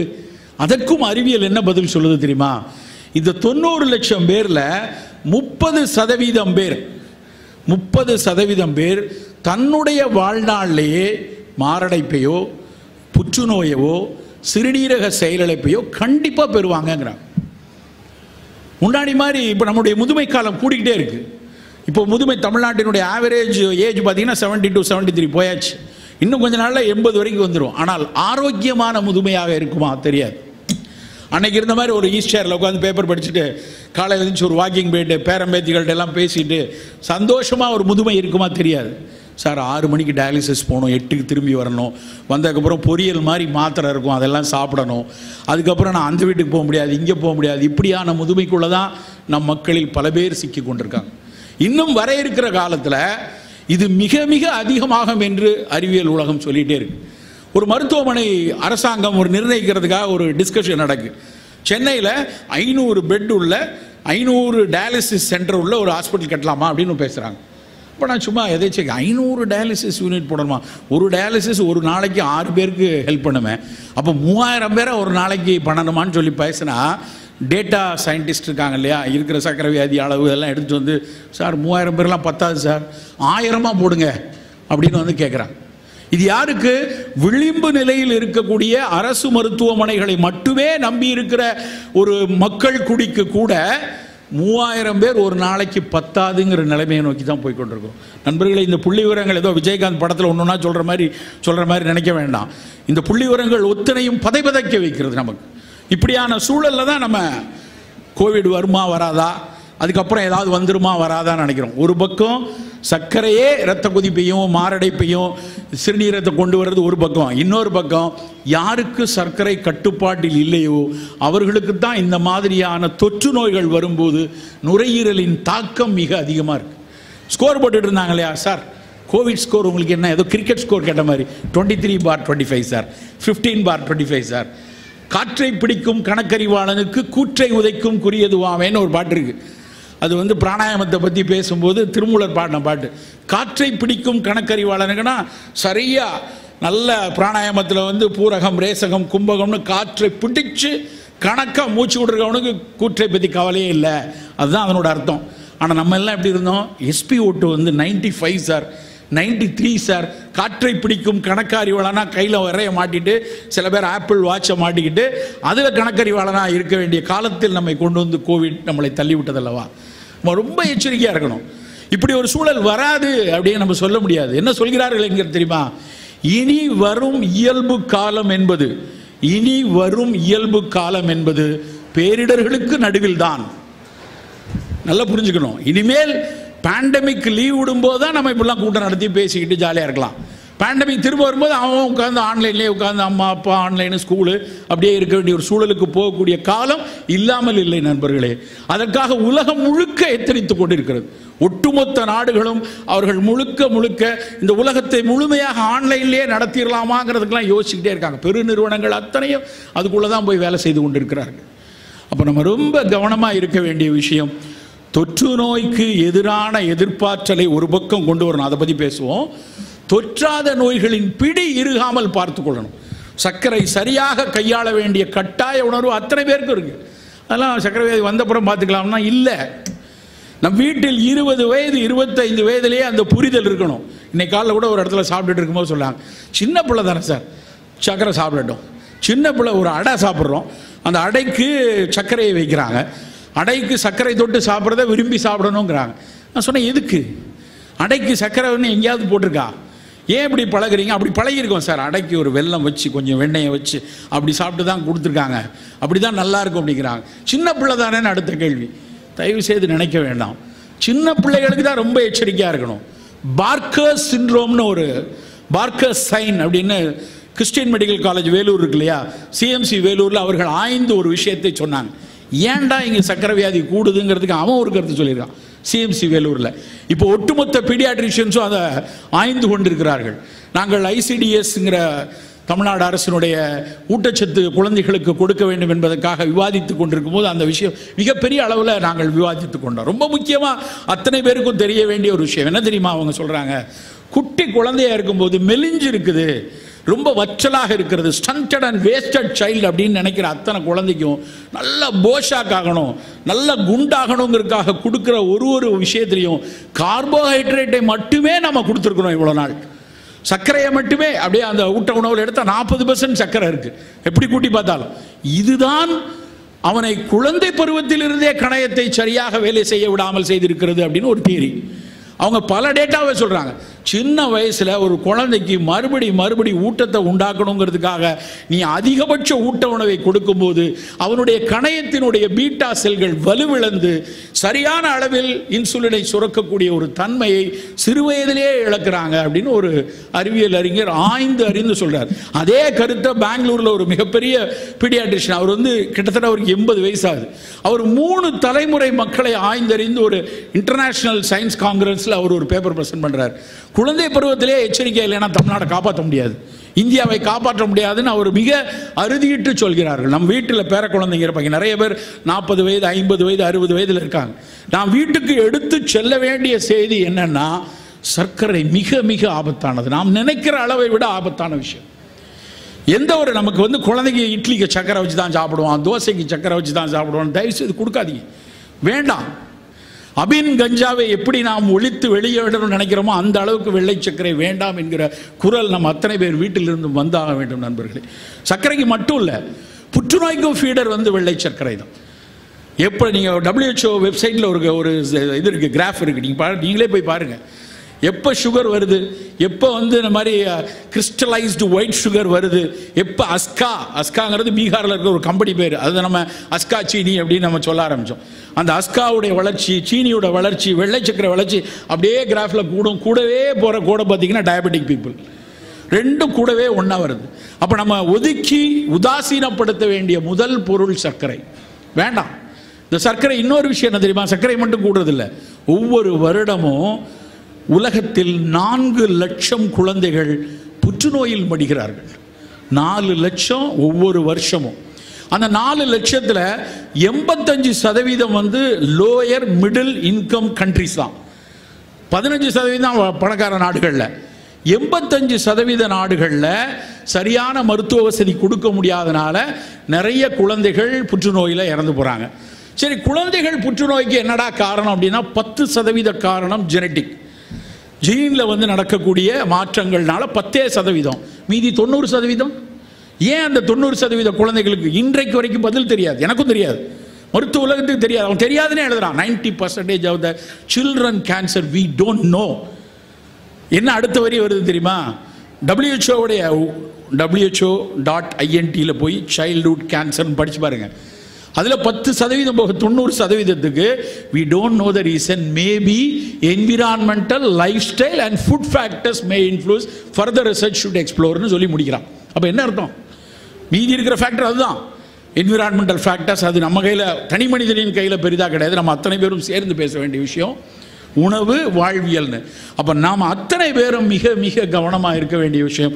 குழந்தை பருவத்திலிருந்தே என் குடும்பத்தில் சர்க்கரை வரக்கூடாது, இந்த சின்ன பிள்ளை இன்னைக்கு வரக்கூடாது. நம்ம தெரியும் நலம் ஏன் முதல் தேடல். நமக்கு வள்ளுவர் வாசன் சொல்லியிருக்காரு, கல்விதான் இருக்கிறதுலே மிகப்பெரிய செல்வம், கேள்வி செல்வம் செவிச்செல்வம் தான், செல்வத்துள் செவிச்செல்வம் தான் மிகப்பெரிய செல்வம். தெரியும், நாம் தொடர்ந்து அதைத்தான் தேடிக்கொண்டிருக்கிறோம். நம்ம வீட்டு பிள்ளைகள் எல்லாம் மிகச்சிறந்த படிப்பு ஆள்களாக வரணும், மிகச்சிறந்த அறிஞராக வரணும்னு அத்தனை பேருக்கு ஆசை இருக்கு. எல்லாரும் பிள்ளைகள் நிச்சயமாக இன்றைக்கு இருக்க சூழலில் நம் பிள்ளைகள் நன்கு படித்தாங்கன்னா, சரியான ஒரு தன்முனைப்பு கொண்டு வந்து, சரியான ஆசிரியரின் வழிகாட்டுதல் இருந்து பெற்றோர்கள் சரியாக கொண்டு வரும்போது நம்ம வீட்டு குழந்தைங்க மிகப்பெரிய ஆளாயிருவாங்க, சந்தேகமே இல்லை. ஆனால் அவர்கள் ஆரோக்கியமாக ஆக வேண்டும் என்றால் அதற்கும் இப்படியான மெனக்கடல் வேணும். நல்ல பெரிய பிடெக் MBA படிச்சிட்டோம், IIT IIM படிச்சிட்டோம், ஓகே. ஆனால் அதுக்கப்புறம் அவர்களுடைய 30 வயதில் சர்க்கரை வியாதி வந்துச்சுன்னா அவனுடைய ப்ரொடக்டிவிட்டி எப்படி இருக்கும்? 35 வயதில் அவனுக்கு ஒரு சர்க்கரை வியாதி வந்துருச்சுன்னா அப்படியே புஷ்ஷுன்னு உட்காந்துருப்பான். போதுண்டா, போதும், இனிமேல் ஓட வேண்டாம், என்னத்தை போய் பண்ணுறது, இப்படி சக்கரை கூடியிருக்கே அப்படிங்கிற நினைப்பில் மிகப்பெரிய அளவில் இளைஞர் கூட்டம் நம்ம ஊரில் இருந்து கொண்டிருக்கிறது. சர்க்கரையை கையாள வேண்டும் நண்பர்களே. எப்படி கையாளலாம்? இரண்டுக்கும் பொதுவாக தொற்று நோய்க்கான எதிர்ப்பாற்றலுக்கு நாம் எடுக்கக்கூடிய மெனக்கடலும், தொற்றாத வாழ்வியல் நோய்கள் நம் வீட்டில் இறுக்கி பிடிக்காமல் இருப்பதற்கும் ஒரு சில மெனக்கடல்கள், ஒரு சில கரிசனங்கள் நாம் தினம் தினம் செய்யணும். என்ன செய்யலாம்? அதைத்தான் சுருக்கி சொல்லிவிட்டு விடை வரலாம் நினைக்கிறேன். முதல் விஷயம் என்ன அப்படின்னா, நாம் அருந்தக்கூடிய பானங்கள், காலை பானம். அத்தனை பேரும் வந்து காஃபி, டீ, இல்லைன்னா பாலில் ஏதோ ஒன்று போட்டு குடிக்கிறது. குழந்தைகளாக இருந்தால் வீட்டில் வந்து அவனை நான் இன்ஷூர் கொடுக்குறேன் சார், நான் காம்ப்ளான் கொடுக்குறேன், 8 அடிக்கு வளருவான் அப்படின்னு சொல்லி வீட்டில் ஏதாவது ஒரு பாட்டிலை வாங்கி வச்சு அதில் கலந்து கொடுக்குறோம். இதே வீட்டில் நான் மற்றவங்கன்னா நான் எதை வேணாலும் பத்தியம் எழுத போவோம். நாங்கள் மருந்து எழுத போனால், சார் என்ன பத்தியம் வேணாலும் எழுதுங்க சார், அந்த காப்பியை மட்டும் நிறுத்திடாங்க, செத்து போயிடுவேன் சார், தலைவலி வந்துடும் சார், இப்படி சொல்லுவாங்க. அந்த மாதிரி அடிமைப்பட்டு இருக்கிறோம். நான் காஃபி வேணும், சில பேர் டீ, சில பேர் பானம். இதில் எதை நம்ம எடுத்துக்கலாம்? எல்லாருக்கும் ஒரு தோணுது. காலையில் எடுக்கக்கூடிய அந்த காஃபி, டீ 200 வருஷமாக தான் வந்திருக்கு. 200 ஆண்டுகளுக்கு முன்னாடி வேறு ஏதோ ஒன்று குடிச்சிட்டு தானே இருந்தோம். காலையில் இருந்துச்சு என்ன குடித்தோம்? உழவர்கள், வெளியில் வேலை செய்ய போகிறவங்க அத்தனை பேரும் நீராகாரம் கொடுத்தாங்க. நீராகாரம் என்ன? முந்தின நாள் சாதத்தில் தண்ணி விட்டு வச்சு நல்லா கரைச்சி கொஞ்சம் மூலம் மோர் விட்டு உப்பு போட்டு காலையில் குடிச்சிட்டு கலப்பையை தூக்கிட்டு வெளியே போனாங்க. ரொம்ப அவமானமாக அதை பார்த்தார்கள் மக்கள். வந்து பழைய சாதத்தை குடிச்சிட்டு போகிறான்டா, அழகாக டீ குடிக்கிறத விட்டு அப்படின்னா. இன்றைக்கி நிலைமை என்ன தெரியுமா? அமேசானில் ஒரு ப்ராடக்ட் விற்கிறான், ஸ்ப்ரே ட்ரைடு ரைஸ் போரிச், கேப்சூல்ஸில் வருது. என்ன தெரியுமா? அரிசி கஞ்சியை பொடி பண்ணி கேப்சூல் அடித்து விற்கிறான். நீராகாரமே நேரடியாக பாட்டில் பண்ணி இன்றைக்கி விற்பனைக்கு வந்தாச்சு. என்ன நடந்ததுன்னா, இந்த நீராகாரம்ங்கிற ஒரு விஷயம் குடலில் இருக்கக்கூடிய அத்தனை பாக்டீரியாக்கள், வைரஸ்கள், நமக்கு பெயர் தெரியாத பல பாக்டீரியா, வைரஸ் உள்ளுக்குள்ளே இருக்குது. அத்தனைக்குமான மிக மிக சிறந்த உணவு நீராகாரம்னு இங்கே பக்கத்தில் இருக்க தஞ்சாவூரில் இருக்கக்கூடிய NIFTEM, national institute of food process management இருக்கு இல்லையா, அவங்க, சிஎஃப்டிஆர்ஐ, அப்புறம் ஸ்டான்லி மருத்துவக் கல்லூரி 3 பேரும் ஆராய்ந்து சொல்லிட்டாங்க, நீராகாரம் குடி. நீராகாரம் ஒன்று போதும் வயிற்றில் இருக்கக்கூடிய irritable Powell syndrome, inflammatory Powell disease, Crohn's disease எல்லாத்துக்கும் மிகச்சிறப்பானது நீராகாரம் சொல்லிட்டாங்க. நீராகாரத்தில் இருக்கக்கூடிய ப்ரோபயாட்டிக்னா நம்ம குடலுக்கு நல்லது செய்யக்கூடிய பிற நுண்ணுயிரிகளை மிகச் சரியான அளவில் கொடுக்கறது நீராகாரம். நாம் ஏன் குடிக்கக்கூடாது? வாரத்துக்கு 1 நாள் 2 நாள் கொஞ்சம் சாதத்தை கூட வச்சு போட்டு மறுநாள் நைட்டு தண்ணி ஊற்றி வச்சு நல்லா கரைச்சிட்டு காலையில் கொஞ்சம் மோர் போட்டு கொஞ்சம் உப்பு போட்டு காலையில் ஒரு டம்ளர் குடிக்கலாம். அது எவ்வளோ பெரிய வேலை செய்யும் தெரியுமா? அதுக்கு பேர் என்னென்னா செகண்ட் ஜீனோம்னு சொல்கிறான். ப்ரோபயாட்டிக்ஸுக்கு பேர் என்னென்னா கட் பயோம்னு பேர். கட் பயோம்னா குடலில் இருக்கக்கூடிய உயிரிகள், நான் அவனுடைய உணவு குழல் முடிகிற இடத்துல இருந்து வயிற்றினுடைய மலக்குடல் முடிகிற அளவு வரைக்கும் இருக்கிற இடத்துக்கு பேர், அதில் இருக்கக்கூடிய பாக்டீரியா பேர் கட் பயோம். அது எந்த அளவுக்கு முக்கியங்கிறது ஒரு சின்ன ஆராய்ச்சியில், அது அவ்வளோ இன்ட்ரெஸ்டிங்கான ஆராய்ச்சி, உங்கள்கிட்ட கண்டிப்பாக சொல்லணும். என்ன சொன்னாங்க, என்ன பண்ணாங்க தெரியுமா? நம்ம வயிற்றுல எல்லாம் இந்த ப்ரோபயாட்டிக் இல்லாமல் நிறைய வயிறு டிசீஸ் இருக்கிறவங்களுக்கு ஃபீக்கல் டிரான்ஸ்பிளான்டேஷன் பண்ணுவாங்க. அது என்ன sir faecal transplant? Kidney transplant தெரியும், கிட்னியை மாற்றி வைக்கிறது. ஹார்ட்டே டிரான்ஸ்பிளான்ட் பண்ணுறாங்க, லங்கு டிரான்ஸ்பிளான்ட் பண்ணுறாங்க. இந்த வயிற்றில் ப்ரோபயாட்டிக் இல்லாமல் இந்த குடல் நோய்கள் இருக்கவங்களுக்கு ஃபீசிஸ், மனித மலத்தை டிரான்ஸ்பிளான்ட் பண்ணுவாங்க. நல்ல ஹெல்த்தியாக இருக்கவன் ஒருத்தன் டாய்லெட்டில் இருந்து அவனுடைய மலத்தை எடுத்துகிட்டு வந்து இவன் வயிற்று அறுத்து இதுக்குள்ளே கொண்டு போய் வைப்பாங்க. இது உண்மையில் நடக்கிறது. அதுக்கு பேர் ஃபீக்கல் டிரான்ஸ்பிளான்ட் பேர். அப்படி தான் பண்ணாங்க. பண்ண உடனே என்ன நடக்கும்னு நினச்சாங்க, உள்ளே நிறைய பாக்டீரியா வரும், நல்ல பாக்டீரியாலாம் வந்து அவனுக்கு சரியாயிருவான் அப்படின்னு நினச்சாங்க. நினைத்தது நடந்தது. ஆனால் கூடுதலாக ஒரு விஷயம் நடந்துச்சு. அப்போ தான் ஆய்வாளர்கள்லாம் பயங்கரமாக அன்இன்டெண்டட் எஃபெக்ட்னு பப்ளிஷ் பண்ணான். என்ன பப்ளிஷ் பண்ணாங்க தெரியுமா? யாரோ ஒரு ஹெல்த்தியாக இருக்கிற ஒருத்தனுடைய மலத்தை எடுத்து இவன் வயிற்றுக்குள்ளே வச்சாங்க இல்லையா, நோயாளி வயிற்றுல. இந்த நோயாளி அந்த ஹெல்த்தியாக இருக்கிறவன் மாதிரியே பிஹேவ் பண்ண ஆரம்பிச்சிட்டான். அவனை மாதிரியே புத்திசாலி ஆரம்பிச்சிட்டான். அவனை மாதிரியே சிந்தனை வளம் வந்தது. ஏன்னா மலத்தை தானே கொண்டு போய் வச்சோம், மூளையாவை கழட்டி வச்சோம். ஆனால் அந்த நல்ல ஆரோக்கியமான நபரை போல் எப்படி பேச ஆரம்பித்தார் என்று சிந்தித்த போது அந்த குடலில் வைக்கப்பட்ட மலத்தில் இருக்கக்கூடிய பாக்டீரியாக்கள் இருக்கு இல்லையா, அந்த பாக்டீரியாவில் இருக்கக்கூடிய இந்த ஆர்என்ஏக்கள் பிரெயினில் இருக்கக்கூடிய பிளட் பிரெயின் பேரியரை தாண்டி இவனுடைய மூளையோடு உறவாடுகிறது என்பதை கண்டுபிடிச்சிட்டாங்க.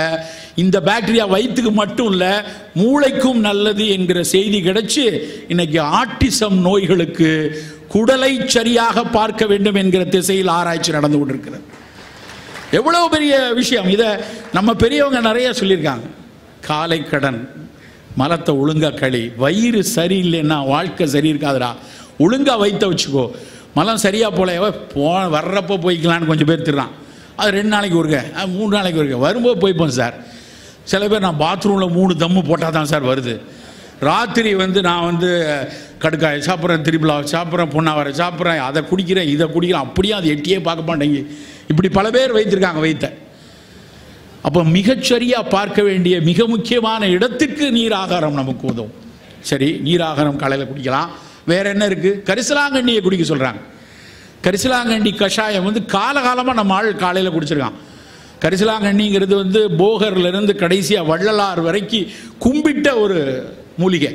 விடலியா கேலண்டுலேசியன் பொட்டானிக்கலாக சொல்கிறான். ஈக்லிப்டா ஆல்பாங்கிறா. அந்த ஈக்லிப்டா ஆல்பாங்கிற அந்த கரிசலாங்கண்ணி நுரையீரலில் சளி சேராமல் பாதுகாக்கிற ஒரு மிகப்பெரிய கற்ப மூலிகை. காயகல்பம்னா பல பேர் அப்படி ஒரு ஜீவன் டோன் ஒரு படத்தை போட்டு நான் செக்ஷுவலாக நல்லா இருக்கணும்னா அதுக்கு காயகல்பம் சாப்பிட்றேன்னு தப்பாக கத்திக்கிட்டு இருக்கானுங்க. காயகல்பத்துக்கும் செக்ஸுக்கும் சம்மந்தம் கிடையாது. காயகல்பம் என்பது உடலை வலுவாக வைத்துக் கொள்வதற்கு அன்றைக்கு சித்தர்கள் உடலை பேணுவதற்காக தினம் தினம் சாப்பிட்டதை கரிசலாங்கண்ணி, இஞ்சி, சேராங்கொட்டை அப்படி சாப்பிட்டாங்க. அந்த கரிசலாங்கட்டியை தேகராஜன் என்று சொல்வார். தேகரா சச்சுரதம் தில்லிய நேர்நேர் கூட்டி பாகமுற காய்ச்சி பருகுவார் காகமுனும் சளி தீரும் காணே. என்ன அர்த்தம் அப்படின்னா, கரிசலாங்கண்ணியும் நல்லெண்ணையும் சேர்த்து காய்ச்சி அந்த கரிசாலை தைலத்தை 1 ஸ்பூன் சாப்பிட்டேன்னா நீ இருமி துப்புனா அந்த சளியை காக்கா தூக்கிட்டு போகும். அப்போ இருமி துப்புனா கட்டிய சளி வருதுன்னா என்ன அர்த்தம்? கிரானிக் பிராங்கைட்டிஸ் இருக்குது, இல்லைன்னா சிஓபிடி இருக்குது, நெஞ்சில் கபம் கட்டி போய் இருக்கிறதுன்னு அர்த்தம். அந்த கபத்திற்கு கரிசலாங்கண்ணி மருந்து. நாங்கள் கோவிட் பிரச்சனைகள் பெரிதாக ஓடிக்கொண்டிருக்கும் போது நுரையீரலில் இருக்கக்கூடிய காப்பாற்றுவதற்கு கரிசாலையை பயன்படுத்த முடியுமா என ஆராய்ச்சி பண்ணி கொண்டிருந்தோம். கபசுர குடிநீர்னு கதறி அரசாங்கத்திட்ட போய் பேசணும். எப்படியாவது இதை கொடுங்க. அப்புறம் சரி அப்படின்னு அரை மனதோடு தான் அதை ஏற்றுக்கொண்டு எல்லா இடத்துலையும் விநியோகம் பண்ணலாம் ஆரம்பித்தாங்க. கபசுர கஷாயத்தில் ஆய்வு செய்யலாம் சார். எத்தனை மருத்துவ நிறுவனங்கள் இருக்கிறது, நாம் ஏன் பயன்படுத்தக்கூடாது? அதில் இருக்கக்கூடிய 15 மூலிகைகளும் வைரஸுக்கு எதிராக இருக்க, அலட்சிகளை போக்குறத, நுரையீரலை பெரியாக்குறது பல ஆய்வுகள் இருக்க. ஆராய்ச்சி செய்யலாமா இல்லை, ஒன்றும் எவிடன்ஸ் இல்லை. இதை எப்படி பயன்படுத்த முடியும்னு சொன்னாங்க. 20 நாட்களுக்கு முன்னாடி நான் அமெரிக்கா போயிருந்தேன். அமெரிக்காவில் சவுத் கரோலினா மாநிலத்தில் ஒரு மெடிக்கல் யூனிவர்சிட்டி ஆஃப் சவுத் கரோலினாவில் நான் உரையாற்ற சென்றிருக்கிறேன் ஒரு ட்ரக் டிஸ்கவரி டிஸ்கஷனில். அப்போ உரையாற்றுவதற்கு முன்னாடி தன்னுடைய லேபெல்லாம் கூட்டு போகிறதுக்காக என்னை அங்கே இருக்கிற வெள்ளைக்காரர் ஒருத்தரும் தமிழர் ஒருத்தரும் என்னை கூட்டு போகிறார். நான் போய் கொண்டிருக்கும் போது நான் அங்கே இருக்கக்கூடிய ஒரு மாஸ் ஸ்பெக்ட்ரோகிராஃபி பார்க்குறதுக்காக நான் போகிற வழியில் ஒரு ஆய்வகத்தில் நான் புகைப்படம் எடுத்து என்னுடைய முகநூலில் பகிர்ந்தேன். அந்த போகிற வழியில் ஆய்வகத்தில் 10 பாக்கெட் கபசுர கஷாயம் இருக்குது. விதவிதமான கம்பெனியில் வாங்கி வச்சு எக்ஸ்ட்ராக்ட் பண்ணி அவன் செய்து கொண்டிருக்கிறான். நாம கபசுர குடிநீரை குடிச்சிட்டு மறந்துடுவோம். ஒரு 5 வருஷம் 10 வருஷம் கழிச்சு கபாக்ஸ் அப்படின்னு ஒரு கம்பெனி போடுவான். அதை 3000 ரூபா கொடுத்து வாங்குவோம். ஒரு மாத்திரை 3000 ரூபா சார். அமெரிக்காவிலேருந்து வந்திருக்கு. அது இங்கே இருந்தாண்டா போச்சு தெரியாது.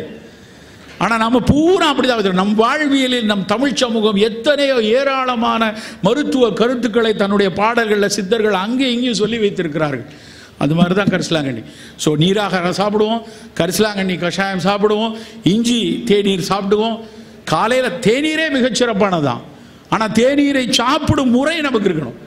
பாலை காய்ச்சி அதில் கொண்டு போய் தேயிலையை போட்டு நல்லா தரன்னு கொதிக்க வச்சு அப்படியே பொன்னிறமாக வந்தப்புறம் ஏலக்காய் இஞ்சிலாம் போட்டு அதை வடிகட்டி அப்படி திக்காக கோல்டு கலரில் பாலோடு சாப்பிட்றது இல்லை, பிரயோஜனமே கிடையாது. அதுக்கு பேர் தேநீரே கிடையாது. தேநீர் அப்படின்னா நல்லா கொதிக்கிற வெந்நீரில் தேயிலை தூளை போட்டு 3 நிமிடம் மூடி வச்சுட்டு வடிகட்டி அந்த தண்ணி குடித்தாதான் அதுக்கு பேர் தான் தேநீர். அப்போ தான் அதில் இருக்கக்கூடிய பிளென்டி ஆஃப் பாலிஃபினால்ஸ் நமக்கு கிடைக்கும். புற்றுநோய் வரைக்கும் எதிர்க்கக்கூடியது அந்த ஃபினாலிக் காம்பவுண்ட் தேயிலையில் உள்ளது. அதில் கொண்டு போய் பாலை ஊற்றுனா, ஒரு இழுத்துட்டு இருக்கான் வாயில் பால் ஊற்றுனா டப்புன்னு போயிடுவான் இல்லையா? அதை மாதிரி தேயிலையில் பாலை ஊற்றுனீங்கன்னா தேய்ச்சே பார்த்ததில்லை நம்ம. இப்படி ஒரு சூழலுக்குள் இனி வராது என்று சொல்வதற்கும் இல்லை. 6,30,000 மனசை மண்டையை பராண்டிக்கிட்டே இருக்கு.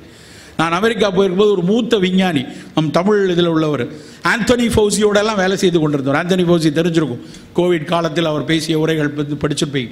அவர் தான் இந்த தொற்று நோய் கட்டுப்பாட்டில் அமெரிக்காவின் மிக மிக மூத்த விஞ்ஞானி. அவரோடு பணியாற்றுவர் நம்ம ஊருக்கார், இங்கே உள்ள திண்டுக்கல் பக்கத்தில் உள்ளவர். அந்த விஞ்ஞானி சொல்கிறார், சார் நிஃபாக்கு ஒர்க் பண்ணிகிட்டு இருக்கோம் சார், ஏங்க நீங்களே ஏதாவது பண்ண போகிறீங்களா அப்படின்னா, இல்லைங்க நிஃபா வைரஸ் பெரிய அளவில் வரும்னு எச்சரிக்கை கொடுத்திருக்கிறார்கள். பெரிய அளவில் முதலீடுகள் நடக்கின்றன, பெரிய அளவில் அறிவியல் முதலீடுகள் நடக்குது, பெரிய அளவில் ஆய்வு நடந்து கொண்டிருக்கிறது.